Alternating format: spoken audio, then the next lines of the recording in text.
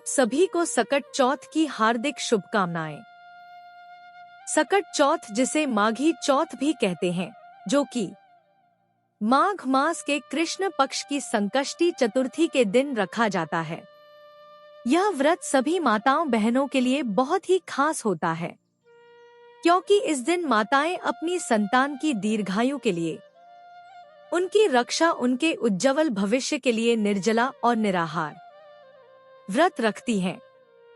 साथ ही निसंतान महिलाएं इस व्रत को संतान प्राप्ति की कामना से करती हैं। इस व्रत में जितना आवश्यक, जितना अनिवार्य पूजा करना होता है, उससे भी ज्यादा जरूरी होता है व्रत की कथा सुनना। तो प्रिय श्रोताओं, आज के इस वीडियो में मैं आपको सकट चौथ के व्रत में हर घर में सुनी और सुनाई जाने वाली कथा सुनाऊंगी। यह कथा बहुत ही महत्वपूर्ण है। आप सभी से अनुरोध है, कथा को पूरा जरूर सुनिएगा, बीच में अधूरा मत छोड़िएगा। पौराणिक कथा के अनुसार एक बार देवताओं पर बहुत बड़ा संकट आया। वे सभी मदद के लिए भगवान शिव के पास गए। उस समय शिव जी के पास उनके दोनों पुत्र गणेश जी और कार्तिकेय जी भी बैठे थे। शिव जी ने दोनों से पूछा कि तुम में से कौन देवताओं के कष्टों का निवारण कर सकता है। तब कार्तिकेय और गणेश दोनों ने ही स्वयं को सक्षम बताया। इस पर भगवान शिव ने उनकी परीक्षा लेने का निर्णय लिया। भगवान शिव ने कहा, तुम दोनों में से जो सबसे पहले पूरी पृथ्वी की परिक्रमा करके यहाँ वापस आएगा, वही देवताओं की मदद करने जाएगा और वही सबसे पहले पूजा जाएगा। यह सुनते ही कार्तिकेय जी अपने वाहन मोर पर सवार होकर पृथ्वी की परिक्रमा के लिए निकल गए। लेकिन गणेश जी का वाहन मूषक था, जिससे परिक्रमा में बहुत समय लगता। गणेश जी ने अपनी बुद्धि का प्रयोग किया और वही स्थान पर खड़े होकर अपने माता पिता भगवान शिव और माता पार्वती के चारों ओर 7 बार परिक्रमा की और हाथ जोड़कर खड़े हो गए। जब शिव जी ने पूछा कि तुमने पृथ्वी की परिक्रमा क्यों नहीं की, तब गणेश जी ने विनम्रता से कहा, माता पिता के चरणों में ही समस्त लोक और पूरा ब्रह्मांड बसा है। गणेश जी की यह बात सुनकर भगवान शिव और माता पार्वती अत्यंत प्रसन्न हुए।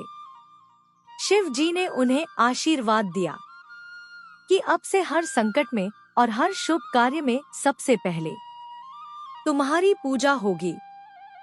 तभी से गणेश जी संकटहर्ता कहलाए और यह दिन सकट चौथ के रूप में प्रसिद्ध हुआ। प्राचीन काल में एक नगर में 2 भाइयों के परिवार रहते थे।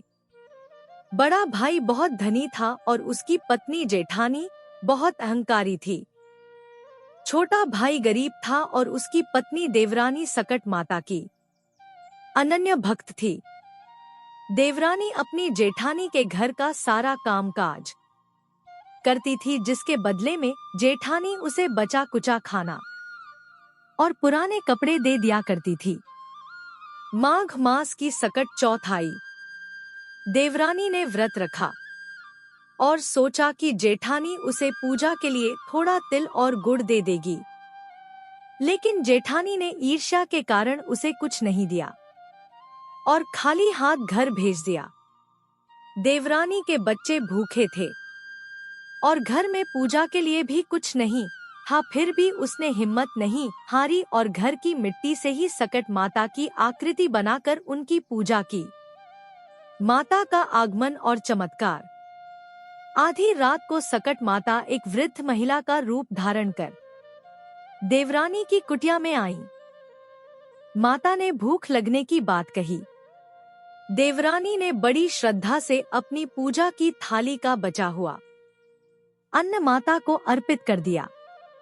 माता उसकी निश्चल भक्ति और सेवा से बहुत प्रसन्न हुई।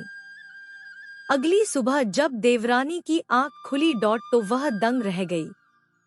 उसकी टूटी फूटी झोपड़ी एक आलीशान महल में बदल चुकी थी और घर धन धान्य सोने चांदी से भर गया था।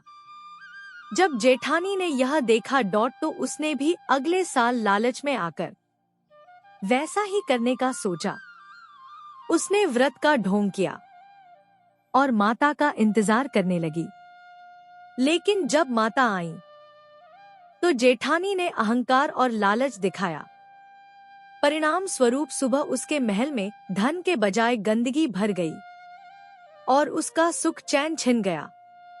अंत में जेठानी को अपनी गलती का एहसास हुआ और उसने माता से क्षमा मांगी। सकट माता ने आकाशवाणी की कि भगवान केवल सच्चे भाव और भक्ति के भूखे होते हैं, दिखावे और लालच के नहीं। इसके बाद जेठानी ने भी श्रद्धापूर्वक व्रत किया और सब ठीक हो गया। तो प्रेम से बोलिए सकट माता की जय। श्री गणेश भगवान की जय। आशा है कि आपको सकट माता की यह पावन कथा पसंद आई होगी। माता आप सभी की संतान और परिवार पर अपनी कृपा बनाए रखें।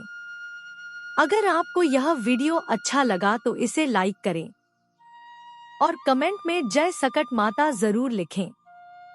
मिलते हैं अगले वीडियो में। धन्यवाद।